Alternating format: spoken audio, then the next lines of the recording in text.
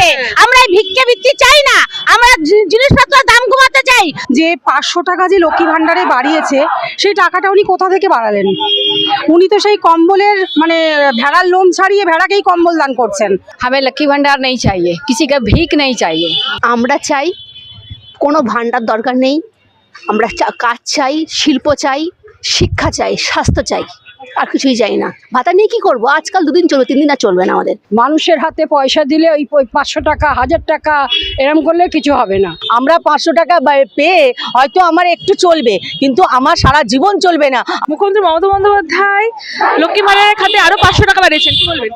আচ্ছা, মুখ্যমন্ত্রী মমতা বন্দ্যোপাধ্যায় উনি আমাদের মাননীয় মুখ্যমন্ত্রী মহাশয়, ওনাকে কিছু বলা আমাদের একটা ধৃষ্টতা হয়ে দাঁড়ায়, কিন্তু তবুও বলবো যে 500 টাকা যে লক্ষ্মী ভান্ডারে বাড়িয়েছে সেই টাকাটা উনি কোথা থেকে বাড়ালেন?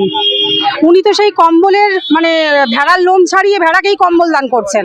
সুতরাং এখানে 500 টাকা কি বাড়ালো কি কমালো সেটাতে আমাদের কিচ্ছু আসে যায় না। কিন্তু আমরা যে প্রজেক্টে কাজ করি, আমরা অঙ্গনওয়াড়ি প্রজেক্টে কাজ করি, আমাদের অঙ্গনওয়াড়ি প্রজেক্টে মানে অবস্থা খুবই শোচনীয়। আমাদের এখন বর্তমানে মানে বাচ্চাদের প্রতি কোনো সবজির বরাদ্দ সেইভাবে নেই, বাচ্চাদেরকে শুধু ডিম ভাত এইভাবে দিয়ে দিতে হয়। ডিমের টাকাটাও এখনো পর্যন্ত আমরা ঠিকমতো পাই না। যেখানে বাজার দর 8 টাকা করে, সেখানে আমাদের 6.5 টাকা করে ডিম দেওয়া হয়। প্রত্যেকটা সেন্টারে ধরতে গেলে শুধু চাল আর ডাল পড়ছে, ডালও কোনো সেন্টারে পড়ে না। তেল নুন তো খুব সীমিত পরিমাণে দেওয়া হয়। মানে বাচ্চাদের যে খাবারের পুষ্টির জন্য যে অঙ্গনওয়াড়ি প্রজেক্টটা শুরু করা হয়েছিল, সেই পুষ্টি এখন আর তার কোনো মূল্য নেই। কারণ যদি বরাদ্দ না থাকে তাহলে আমরা সেই পুষ্টিটা শিশু এবং মায়েদের হাতে তুলে দেবো কিভাবে?